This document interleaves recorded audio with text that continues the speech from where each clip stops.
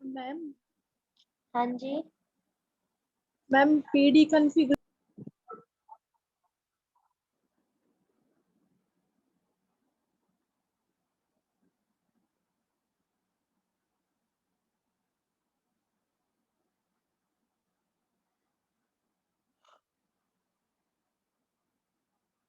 करें स्टार्ट।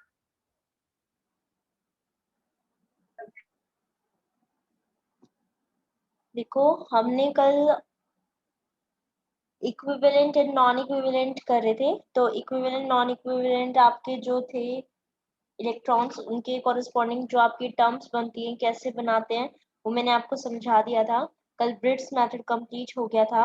आज एक और मेथड आपको बताना था। अगर टू इक्विवेलेंट इलेक्ट्रॉन्स आपके हैं तो आप और कौन सा मेथड अप्लाई कर सकते हो वहां पे। तो उस मेथड के लिए देखो, जैसे हमने पी स्क्वायर ही ले रखा था, उसी के जैसे हमें इसको करना है। ठीक है, जितनी टर्म्स आपकी ब्रिट्स मेथड के अकॉर्डिंग निकलेगी उतनी ही आपकी इस मेथड के अकॉर्डिंग भी फाइंड आउट होंगी। तो आप उन टर्म्स को कैसे आप फाइंड आउट कर सकते हो, उसके लिए देखो इसके अंदर भी क्या करना पड़ेगा, आपने एक ही एल को यूज करना है। ठीक है, क्योंकि पी स्क्वायर है तो आप एक ही पी को लेके चलोगे। एक पी की वैल्यू के लिए एल की वैल्यू कितनी होती है, 1 होती है। ठीक है, पी की वैल्यू के लिए एल की वैल्यू तो 1 हो गई, लेकिन एम एल के लिए तो हमें पता है उसकी 3 वैल्यूज होंगी। कौन कौन सी इसकी एम एल की 3 वैल्यूज होंगी, एक तो 1 होगी, एक 0 होगी, और एक कितनी होगी आपकी -1 होगी। ठीक है, अब किसके बारे में बात आती है, ये तो हमने किसके लिए लिखी थी, एम एल के लिए। ठीक है, लेकिन यहाँ पे तो अब एस के बारे में भी तो बात होगी। ठीक है, तो अब एस से रिलेटेड आप क्या टर्म लिख सकते हो, आपके पास तो अभी आपने पी को एक ही बार कंसिडर किया है, तो अभी तो आपने एल की वैल्यू 1 लिखी है। अब आप एस को क्या कंसिडर करोगे, हाफ कंसिडर करोगे। अगर एस की वैल्यू आपकी हाफ है तो एम एस की वैल्यू कितनी जाएगी आपकी, आपको पता है हाफ प्लस हाफ से लेके माइनस हाफ जाएगी। तो इसका मतलब ml और ms दोनों आपस में इंटरेक्ट अगर करेंगे, ठीक है, ताकि वो टोटल ml आपका कैपिटल L दे जाए और टोटल ms आपका ml वो दे जाए s की वैल्यू, और अगर ml प्लस में ms करके कुछ निकलता है तो वहां से आप टोटल j की वैल्यू भी फाइंड आउट कर सकते हो पर्टिकुलर उनसे। ठीक है, तो अब अगर इस तरीके से यहाँ पे हो रहा है तो इसका मतलब हमें क्या करना पड़ेगा, ध्यान से देखो, यहाँ पे 1 0 और -1 दिया हुआ, और यहाँ पे आपकी ms की वैल्यू आपकी हाफ है। ठीक है, जैसे आपने s को हाफ बताया है तो एक बारी तो हम क्या कर सकते हैं, यहाँ पे s की वैल्यू को हाफ पुट कर सकते हैं। लेकिन अगर ml अलग अलग है तो इसका मतलब क्या हुआ कि ml अलग अलग है, तो हर किसी वैल्यू के लिए आपके पास ms की वैल्यू प्लस हाफ भी होगी, और प्लस हाफ है तो माइनस हाफ भी एग्जिस्ट करेगा उन्हीं वैल्यूज के लिए। तो इसका मतलब यहाँ पे आपको क्या करना है, ms की वैल्यू जो है आपकी माइनस हाफ के लिए भी लेने पड़ेंगे। किसके लिए, 1 0 -1 के लिए आपको इनकी वैल्यू को क्या करना पड़ेगा, माइनस की टर्म में भी लेना पड़ेगा। तो +1, जब ml की वैल्यू 1 है तो उसके लिए वहां पे उसकी वैल्यू जो है ms की वो प्लस हाफ भी है और माइनस हाफ भी है। सिमिलरली जब आपकी ml आपका 0 है तो आपका ms आपका प्लस हाफ भी है और माइनस हाफ भी है, और -1 है उस टाइम पे आपका ms की वैल्यू प्लस हाफ भी है और माइनस हाफ भी है। ठीक है, तो अब क्या करना है, हमें इनकी आपस में इंटरेक्शन देखनी है। टोटल ml और टोटल ms करके लिखते हैं, तो अब वैसे लिखने के लिए हम क्या बनाएंगे, इनके बीच के पेयर्स बनाएंगे। ठीक है, पेयर्स के लिए हम ले लेते हैं कि ये a है, ये b है, ये c है, ये d है, ये e और ये f हो गया। ठीक है, तो पेयर के लिए कॉम्बिनेशन देखो कौन कौन से बन सकते हैं, कौन कौन से कॉम्बो आप इसमें बना सकते हो, कौन कौन से बना सकते हैं। ए का इंटरेक्शन आपका बी के साथ भी हो सकता है, ए का सी के साथ भी हो सकता है, ए का डी के साथ भी हो सकता है, और ए का ई के साथ भी हो सकता है, और सिमिलरली ए का इंटरेक्शन आपका एफ के साथ भी हो सकता है। ठीक है, यहाँ से इस तरीके से तो ये तो सारे ए के लिए हो गए। अब किसके पास चलते हैं, बी के साथ कौन कौन से इंटरेक्शन यहाँ पे हो सकती थी, बी के ए के साथ हो सकती थी, लेकिन वो तो मैंने ऑलरेडी लिखा हुआ है। इसका मतलब बी की आगे वालों के साथ जिन जिन के साथ होगी आपको वो लिखनी है। तो बी की सी के साथ होगी, बी डी के साथ भी इंटर मतलब टोटल कर सकता है, बी ई के साथ भी टोटल कर सकता है, और बी एफ के साथ भी टोटल कर सकता है। ठीक है। अब बी तो हो गया, ए और बी दोनों हो गए हैं, अब किसको लेना है, सी को। अगर सी की इंटरेक्शन में ए के साथ दिखाऊं तो सी ए तो मेरी ऑलरेडी आ चुकी है, यहाँ पे देखो। अगर सी की इंटरेक्शन बी के साथ दिखाऊंगी तो सी बी ये वाली हो चुकी है। तो अब सी की इंटरेक्शन इसके आगे वालों के साथ दिखानी है, इसका मतलब सी डी हो गया, सी ई हो जाएगा और सी एफ। ठीक है। और फिर और कॉम्बिनेशन किस किस के बन सकते हैं इसके अंदर, और कॉम्बिनेशन आप बना सकते हो इसमें डी का। तो डी के साथ करेंगे, बैक में अगर चलेंगे तो बैक के रिपीट होंगे, तो इसलिए हम बैक में तो चल ही नहीं सकते, सिर्फ हमें फॉरवर्ड मूव करना पड़ेगा। डी एफ हो गया। अब एक लास्ट इसके अंदर कॉम्बिनेशन रह गया है, वो लास्ट कॉम्बिनेशन कौन सा रह गया आपका, ई एफ का। और तो इसके अलावा कोई कॉम्बिनेशन हम ले ही नहीं सकते हैं। ठीक है। तो अब आपने क्या करना है, ये जो A B A C A D ये और कुछ नहीं है, टोटल आपका एमएल की वैल्यू बता रहा है। ठीक है। यानी कि यहाँ पे अगर ये आप ML1, ये ML2 और ये ML3 कंसिडर कर रहे हो, तो यहाँ इसकी इसके साथ एडिशन, इसका इसके साथ एडिशन, इस तरीके से वैल्यू चल रही है आपकी। ठीक है। तो आपने यहाँ पे क्या करना है, ML को प्लस करिए, जैसे इसने यहाँ पे कॉम्बिनेशन बनाया उसी अकॉर्डिंग प्लस करने हैं। सिमिलरली एमएस की वैल्यू को भी टोटल एमएस बताइए, और जिस अकॉर्डिंग इन्होंने एडप्ट कर रखा है उसी अकॉर्डिंग उसको ऐड करिए। ठीक है। तो यहाँ पे देखो, 1 2 3 4 5 6 7 8 9 10 11 12 13 14 15, तो यानी कि यहाँ पे 15 आपकी वैल्यूज बनी हुई हैं। तो इसका मतलब हमें क्या करना पड़ेगा, एक टेबल बनानी पड़ेगी, एक टेबल पूरी बनानी पड़ेगी, उस टेबल के अंदर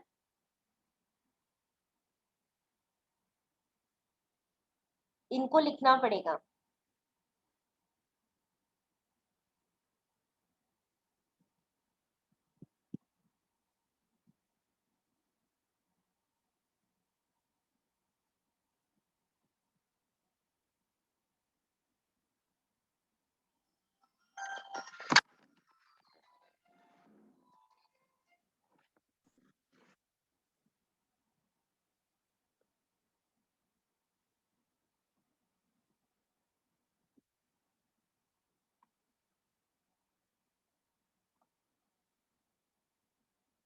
ये देखो, यहाँ पे मैंने लिख दिया, जो आपके टर्म्स बनेंगी उनको लिख देंगे। ठीक है। यहाँ पे टोटल एमएल को लिख देंगे और यहाँ पे टोटल एमएस को। अपने कॉम्बिनेशन यहाँ पे एक बारी कॉलम बना लेते हैं ताकि कम ना रह जाए। 1 2 वो जाने 3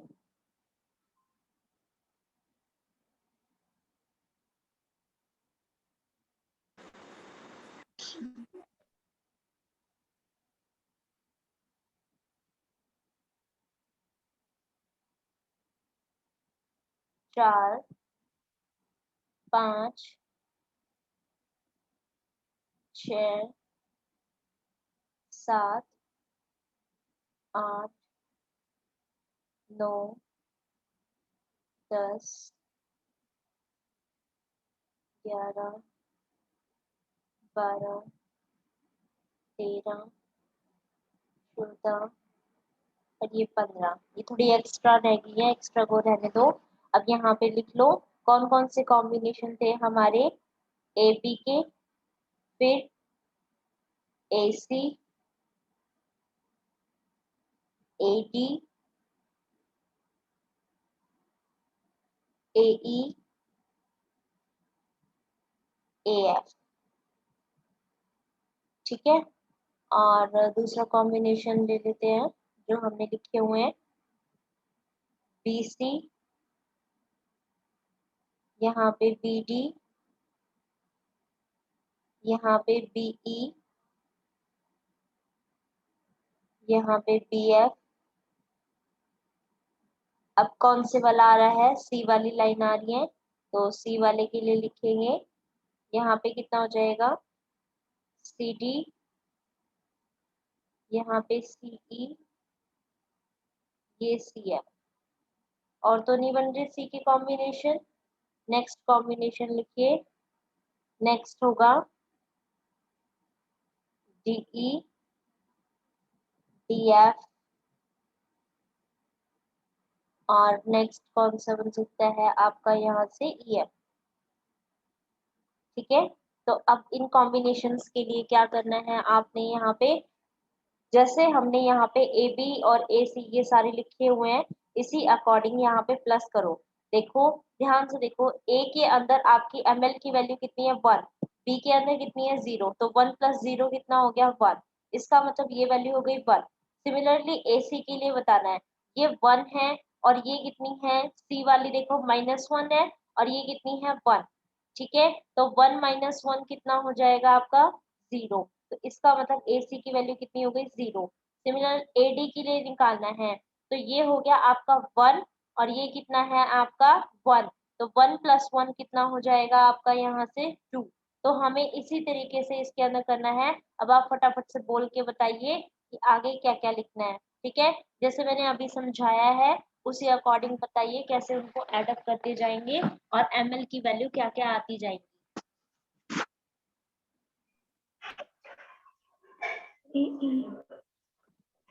AE की 0 आएगी मैम। AE की 0 मैम 1 आएगी।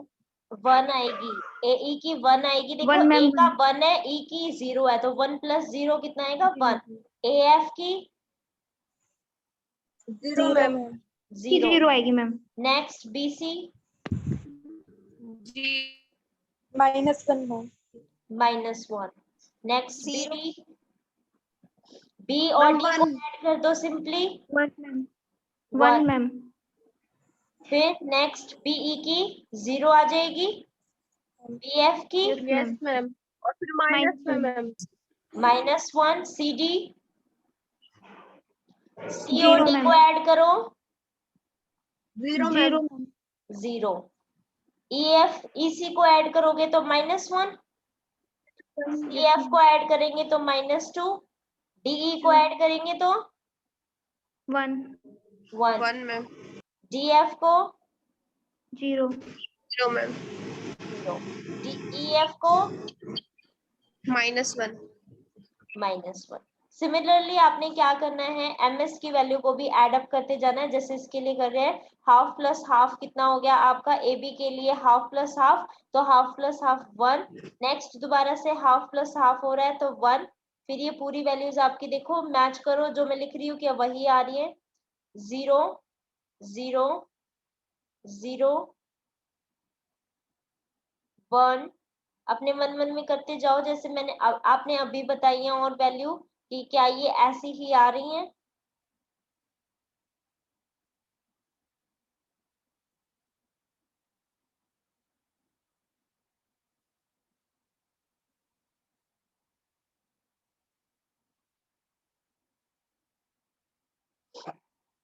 ठीक है ये,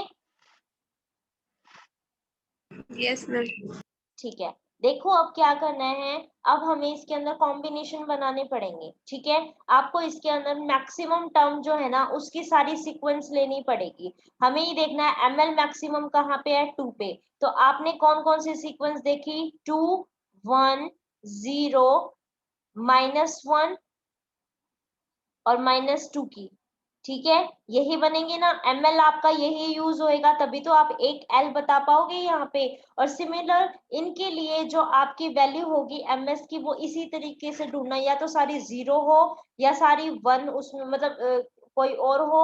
लेकिन अगर जैसे पॉजिटिव में 1 है फिर 0 है, तो इसका मतलब -1 भी वहां एग्जिस्ट करेगा। इस तरीके के कॉम्बिनेशन बना के चलना है हमें इनकी। ठीक है, तो देखो 2 1 0, अगर मैं ये वाला कंसिडर कर लूं 2 1 0 के अंदर, ध्यान से देखो 2 1 0 और -1 के अंदर यहाँ वाला -1 तो क्या दिखा रहा है आपका, इसके नीचे तो +1 है। इसका मतलब ये तो ले नहीं सकते, क्योंकि 2 1 0 अगर आपका पूरा आप 0 लेके चल रहे हो, इसका मतलब -1 और -2 वही कंसिडर होंगे जिनकी वैल्यू 0 होगी। ठीक है, तो आप इसमें क्या करोगे, देखो AD को ले सकते हैं, AE को ले सकते हैं, AF को ले सकते हैं, और इसी की सीक्वेंस में आप 0 वाले में ले सकते हो CE को और CF को। कोई भी कॉम्बिनेशन इसमें बना सकते हो, लेकिन नीचे ध्यान में रखना कि MS की वैल्यू सेम होनी चाहिए। अगर 2 1 0 के लिए है तो -1 -2 के लिए तो ऑब्वियसली सी बात है वो 0 ही रहेगा।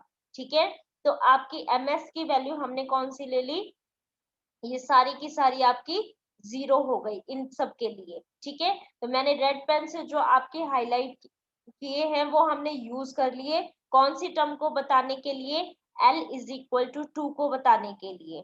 ठीक है, 2 +2 से लेके -2 तक ml की वैल्यू है अगर, तो इसका मतलब तो वो l इज इक्वल टू 2 के से रिलेटेड बता रहा है। और ms की वैल्यू अगर आपकी 0 है तो इसका मतलब सारे जीरोस को ऐड करेंगे तो वो s की वैल्यू बताएगा, और वो भी कितनी आ जाएगी, अपनी 0 आ जाएगी। ठीक है, तो इसका मतलब ये कौन सी टर्म को रिप्रेजेंट कर रहा है यहाँ पे देखो बच्चे, s का 0 का मतलब होने का मतलब क्या है, वो सिंगलेट टर्म से रिलेट कर रहा है। ठीक है, L2 का मतलब क्या है, डी टर्म के बारे में बता रहा है। ठीक है, 2 प्लस में 0 कितना हो जाएगा, 2। इसका मतलब यहाँ से तो आपके पास ये वाली टर्म निकल के आ गई है। ठीक है, अब आप नेक्स्ट टर्म कंसिडर करो इसके अंदर। नेक्स्ट 2 के बाद हाईएस्ट कौन सा है आपका, 1। ठीक है, 2 के बाद हाईएस्ट आपका 1 है, तो हम 1 0 -1 इस तरीके से लेके चलते हैं। लेकिन अब नीचे ध्यान दो, यहाँ पे ध्यान ध्यान दो, 1 हो गया, 0 हो गया, तो अब इस 1 और 0 के नीचे कितना है, 1 1 है। ठीक है, इसका मतलब -1 भी हमें एक ऐसा मिल गया जिसके नीचे 1 है। तो अब इस ms की वैल्यू टोटल अगर जो है वो भी हमारी +1 से -1 तक एग्जिस्ट करनी चाहिए। इसका मतलब इसके जो कॉम्बिनेशन बनेंगे, अगर ये तीनों हमारे किसके मिल गए, 1 1 1 के लिए मिल गए, इसका मतलब आपको और ऐसे कॉम्बिनेशन ढूंढने पड़ेंगे जिन 1 0 -1 के लिए उनकी वैल्यू कितनी है आपकी, 0 0 और 0। और 3 ऐसे और कॉम्बिनेशन आपको यहाँ पे सर्च करने पड़ेंगे जिनके लिए इनकी वैल्यू कितनी होगी, -1 -1 और -1। इसका मतलब क्या हुआ कि हम ये कह सकते हैं वहां पे कि यहाँ पे L की वैल्यू, क्योंकि ML इसके अंदर एक ही बन रहा है 1 0 -1, तो 1 0 -1 ML को अगर सम अप करेंगे तो वहां पे हमें L इज इक्वल टू 1 ही मिलेगा। ठीक है, उसके बाद अगर हम टोटल S देखें तो टोटल S देखो, हर 1 के लिए 1 0 -1 है, और हर 0 के लिए भी 1 0 -1 है, और हर -1 के लिए भी 1 0 -1 है। तो पर्टिकुलर एक ml की वैल्यू के लिए 1 0 -1 एग्जिस्ट कर रहा है। इसका मतलब यहाँ पे s की अगर टोटल वैल्यू देखूं तो वहां पे वो भी कितना हो गया आपका 1। तो अगर l भी 1 है, s भी 1 है, तो टर्म क्या बनी, s1 का मतलब क्या है, ट्रिपलेट स्टेट एग्जिस्ट कर रही है।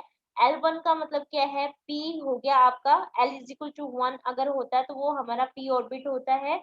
और J की वैल्यू कितनी होगी, L प्लस एस से लेके L माइनस एस, तो L प्लस एस करेंगे तो 2 और L माइनस एस करेंगे तो 0, बीच की एक और वैल्यू यहाँ पे रह गई 1। अब ये देखो, ये आपने कॉम्बिनेशन कौन कौन से ले रखे, क्योंकि अब हमें बचे हुए वाले भी तो लेने पड़ेंगे। तो देखो आपने यहाँ पे 1 1 1 वाले तो दिखा दिए। ठीक है, अब 0 0 वाले, 0 0 वाले हम ये भी कंसीडर कर सकते हैं, ये भी कंसीडर कर सकते हैं, और ये भी कंसीडर कर सकते हैं। अब कौन सा रह गया अपना -1, तो 1 0 1 के लिए जिनकी आपकी ms की वैल्यू -1 है वो हम ये कंसीडर कर सकते हैं, ये वाला कंसीडर कर सकते हैं, और ये वाला कंसीडर कर सकते हैं। ठीक है, अब किसकी बारी आ गई, जो बच गया। ठीक है, कौन सा बच गया इसके अंदर से, कोई बता सकता है, एक टर्म इसके अंदर रिमेनिंग रह गई है,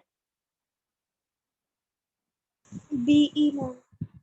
बीई कहाँ बचा है, बीई तो मैंने ले लिया, सी डी बच गया ना इसमें। CD ma'am. CD ma'am. ठीक है, सी डी हमारा, क्योंकि इसके अंदर देखो बच्चे आप कोई सा भी ले सकते हो। ठीक है, आप बीई को छोड़ के ये वाला टर्म भी ले सकते थे, और सी डी को छोड़ के आप ये वाला भी ले सकते हो। क्यों, क्योंकि हमें तो जस्ट ग्रुप बनाने हैं, तो ग्रुप आपके जो ठीक से बन रहे हैं आप वही ग्रुप के अंदर लोगे। ठीक है, तो यहाँ पे देखो बीई के लिए भी 0 0 हो रहा है, और सी डी के लिए भी आपका 0 0 हो रहा है। ठीक है, तो इन दोनों में से आपका जो ग्रुप बनता हुआ, जैसे ये 1 0 -1 में आप ले रहे हो, तो इनके लिए जिसमें भी आपकी सही से आपकी उसमें फिटिंग हो रही है आप वो ले सकते हो। अब रिमेनिंग आपका देखो, हाईएस्ट 2 ले लिया आपने, हाईएस्ट 1 ले लिया, अब तो एक ही रह गया 0 के लिए। तो अगर ml आप अब एक ही हमारा बच रहा था cd वाला, तो इसके लिए आपका cd के लिए ml 0 है, तो ms भी कितना हो गया 0। अब एक ही टर्म वहां पे रिमेनिंग रह रही है, और तो हमारे सारे ग्रुप में आ गए थे, ठीक है। तो अगर ये है तो यहाँ पे देखो L की वैल्यू, क्योंकि ML आपका 0 है तो L एक ही हो गया 0, MS आपका एक ही टर्म है 0 के लिए, तो टोटल S भी आपका कितना हो गया 0, तो यहाँ से J भी कितना हो जाएगा 0। लेकिन S0 का मतलब तो ये कह रहा है कि सिंगलेट स्टेट है, L0 का मतलब क्या है कि वो वहां पे S स्टेट के बारे में बात कर रहा है, और 0+0 का मतलब क्या है, वो वहां पे 0 के बारे में बात कर रहा है। ठीक है, तो यहाँ पे ये आपके पास कितनी टर्म बन गई है, आपकी 3 टर्म्स तो इसकी है, और एक ये वाली है, और एक ये वाली है। तो कल मैंने जो ब्रिट्स मेथड बताया था उसमें भी यही कहा था ना कि ब्रिट्स मेथड में जो आपका पी स्क्वायर है उससे रिलेटेड कितनी टर्म्स पॉसिबल आपकी वहां पे वो कर रही थी, अराइज हो रही थी, वो 5 थी। लेकिन जब हमने नॉन इक्विवेलेंट टर्म की फॉर्म में उसको देखा था, वहां पे वो कितनी थी, हमारी 10। ठीक है, मैंने आपको एक क्वेश्चन भी दिया था ना, 1D और 2D, 1D Yes. और 2D आपके पास है, अगर कोई नॉन इक्विवेलेंट ऑर्बिट, तो आपकी कितनी टर्म्स राइज हो रही हैं, 18 terms आई हैं मैम। 18 आई हैं। और बताओ, 18 ही आई है मैम। पक्की बात है? मेरी तो 18 आई है।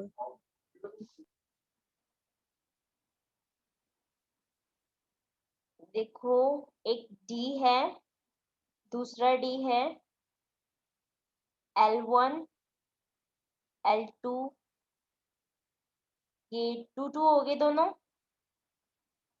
ठीक है, और S तो 10 ही आएगा, तो 2 + 2 4, 4 से लेके 0, तो 4 3 2 0, 4 3 2 0 के साथ 4 के साथ आपको कॉम्बिनेशन बनाने हैं 1 0 का, और 3 के साथ भी कॉम्बिनेशन बनाना है 1 0 का, 2 के साथ कॉम्बिनेशन बनाना है 1 0 का, 0 के साथ भी कॉम्बिनेशन बनाना है 1 0 का। अब यहाँ पे 0 0 वाली तो हम एक बार छोड़ ही देते हैं, क्योंकि वो तो सिंगलेट ही आएंगी, 1 1 वाली कंसीडर कर लेते हैं। ये जो टर्म देगी 4 + 1 से लेके 4 - 1, 4 + 1 यानी कि 5, 5 से लेके 4 - 1 3, यानी कि 5 4 3। ठीक है, ये टर्म्स आएंगी, जे की वैल्यू जस्ट लिख रही हूँ मैं, इसमें 4 से लेके 2 तक आएगी, 4 3 2, और 1 के लिए कितना हो जाएगा, 3 2 1, और 1 के लिए कितना आ जाएगा आपका, एक रह गया ना इसमें, 1 वाला रह गया है, यहाँ पे एक 1 भी आएगा, 1 1 के लिए भी कॉम्बिनेशन बनेंगे 1 0 के, तो यहाँ पे तो एक ही आएगी 1, और दूसरी ये 0 थी, और इसके लिए कितनी आएगी आपकी टर्म 2 1 0। कितने हो गए, एक बार काउंट करना।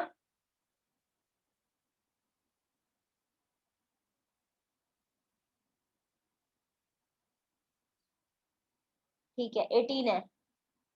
ठीक है, तो जिस जिसकी आपकी ये टर्म्स नहीं फाइंड आउट हुई थी उसको कंप्लीट कर लेना। अगर आपके पास 1D एंड 2D आपके पास दिया हुआ है तो वहां पे इसको लिखना है। अब एक बच्ची पूछ रही थी कि पीडी के लिए यस मैम। पीडी में क्या आया? मैम वो पीडी कॉन्फ़िगरेशन नहीं निकाली थी एलएस कपलिंग के लिए, उसमें हाँ, एनर्जी लेवल डायग्राम बोल रही थी, वो एनर्जी लेवल डायग्राम समझा दो एक बार। अच्छा बताती हूँ, एक मिनट।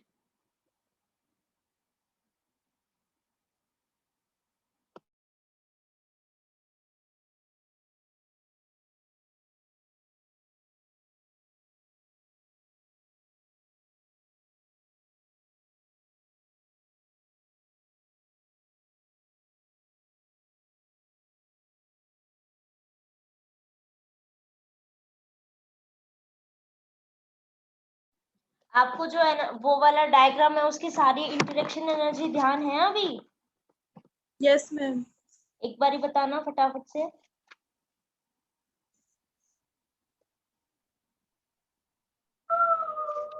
मैम जब S1 है तब तो 1A1/4, जब एक मिनट, मिल गया मुझे भी, मैं इसमें से बता देती हूँ क्योंकि अभी आपसे कुछ मुझे टाइम ना हो जाए कभी। देखो इसमें आपकी जो वैल्यूज आई होंगी वो दो आपकी पीडी के लिए, देखो जो एनर्जी लेवल डायग्राम इसका होगा इसके लिए या एसपी के लिए, ठीक है, दोनों में से कोई भी हो। सबसे पहले तो आपको ये देखना है कि वहां पे देखो आपकी S इज इक्वल टू 1 के लिए टर्म्स आई होंगी, ठीक है, और S इज इक्वल टू 0 के लिए आई है ना वहां पे, ठीक है। तो S इज इक्वल टू 1 और S इज इक्वल टू 0 के लिए जो टर्म्स आएंगी बच्चे, सबसे पहले तो आपको उसी के अंदर स्प्लिटिंग दिखानी है, क्योंकि मैंने आपको हुंस रूल के भी अकॉर्डिंग बताया था कि जिसकी मल्टीप्लिसिटी जितनी ज्यादा होगी लाइज द डिबेस्ट करेगा। तो इसका मतलब सबसे पहले तो आपको इसके अंदर स्पिन स्पिन की इंटरेक्शन ही देखनी होगी, ठीक है। तो यहाँ से S इज इक्वल टू 1 और S इज इक्वल टू 0 से आपको spin spin interaction find out करनी है,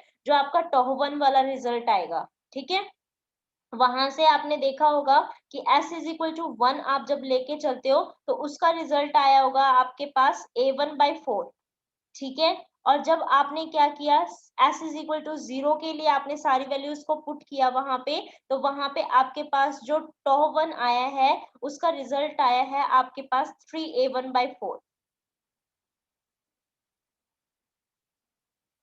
ठीक है। उसके बाद आपने क्या देखना है, जैसे ही आपके पास ट्रिपलेट और उसके सिंगलेट के अंदर ये डिफरेंस आ गया था, तो आपने क्या किया, सबसे पहले एक हाइपोथेटिकल सेंटर लिया। हाइपोथेटिकल सेंटर के बाद आपने क्या किया, इन एनर्जीज को डिवाइड कर दिया सबसे पहले तो, ठीक है। सिंगलेट के आपके ऊपर चले गए, सिंगलेट देखो अब यहाँ पे टो नॉट माइनस में हम टो1 टो2 टो3 करते हैं, तो इसके अंदर देखो जो भी वैल्यू आएगी इसकी, अब जैसे सिंगलेट थी उसकी कितनी एनर्जी थी, माइनस के 3A1/4, तो टो नॉट माइनस में -3A1/4 करेंगे तो वो एनर्जी आपकी ऊपर एग्जिस्ट करेगी। इसका मतलब जितने भी सिंगलेट्स होंगे आपके, ये जो मैंने हुंस रूल बताया है और जो हम ये कर रहे हैं, ये हमारा सिर्फ एलएस कपलिंग के ऊपर एप्लीकेबल है। जेजे के अंदर इसका रिवर्स होगा, ध्यान रखना, ठीक है। तो यहाँ पे देखो इसके अंदर सिंगलेट वाली टर्म के लिए कितना हो गया, माइनस में 3A1/4, ठीक है। अब इसके अंदर आपने क्या किए होंगे, इसके अंदर आपके पास सिंगलेट और ट्रिपलेट, जैसे ये आपने टॉ नॉट ले लिया और यहाँ पे ये कितना आ गया आपका, माइनस में नीचे कितना हो गया A1/4, ठीक है। अब ऊपर देखो जो भी वैल्यू इसकी ली जाएगी ऊपर, तो जैसे हम अब ये पॉजिटिव में माइनस माइनस कर रहे हैं, ठीक है, तो एक हाइपोथेटिकल सेंटर इसका जो लिया हुआ है उसके ऊपर पॉजिटिव टर्म एग्जिस्ट करेंगी और नीचे माइनस, सॉरी नीचे तो पॉजिटिव और ऊपर माइनस वाली, जैसे हमने अभी यहाँ पे कर रखा है, ठीक है। तो इसी तरीके से देखो आपकी दो टर्म्स आई होंगी इसमें सिंगलेट के लिए जिनकी वैल्यू आपकी नेगेटिव आ रही है, तो ऊपर वाली वैल्यूज आपकी इसके अंदर नेगेटिव वाली शो होंगी और नीचे वाली कैसी होंगी आपकी पॉजिटिव। और जब आप इस वाले पोर्शन के बारे में बात करोगे ना बच्चे, तो इस पोर्शन के अंदर जो पॉजिटिव वैल्यू होगी वो हाइपोथेटिकल सेंटर के ऊपर लाई करेगी और जो नेगेटिव होंगी वो आपकी हाइपोथेटिकल सेंटर से नीचे लाई करेंगी। कब, जब आप इसके अंदर इस लेवल के उसमें आप किसके एफ के और डी के लेवल उसके बताओगे, क्योंकि इसके अंदर भी जब हम बताएंगे तो एक हमें इसके ऊपर और एक इस